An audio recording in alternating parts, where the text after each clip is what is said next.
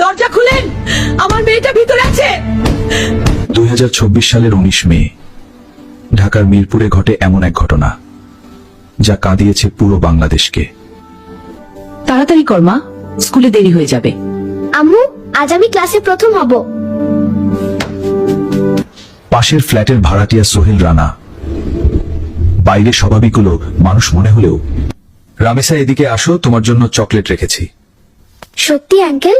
সরল বিশ্বাসে ছোট্ট রামিসা সেই ফ্ল্যাটের ভিতরে ঢুকে পড়ে। রামিসা এদিকে আসো, তোমার জন্য চকলেট রেখেছি। সত্যি আঙ্কেল? সে জানতো না সামনে অপেক্ষা করছে ভয়ঙ্কর কিছু। রামিসা, মা কোথায় গেলি? এতক্ষণ তো হওয়ার কথা না।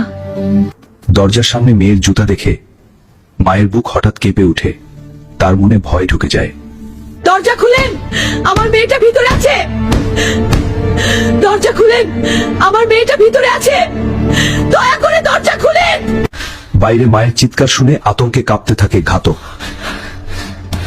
তারপর সে নেয় আরো ভয়ঙ্কর সিদ্ধান্ত। দরজা ভাঙেন, নিশ্চয়ই ভিতরে কিছু হয়েছে। এতক্ষণ দরজা খুলছে না কেন? কিছু একটা হয়েছে ভিতরে, এখনই ভাঙো। বাইরে মানুষের চিৎকার বাড়তেই থাকে, আর ভিতরে আতঙ্কে নিজের অপরাধ লুকানোর চেষ্টা করতে থাকে ঘাতক।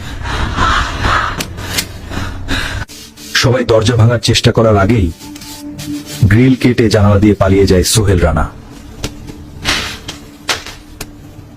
কিন্তু তার স্ত্রী স্বপনা পালাতে পারেনি। জনতা তাকে আটকে পুলিশের হাতে তুলে দেয়। কেউ কিছু স্পর্শ করবেন না, পুরো ফ্ল্যাট তল্লাশি করা হবে।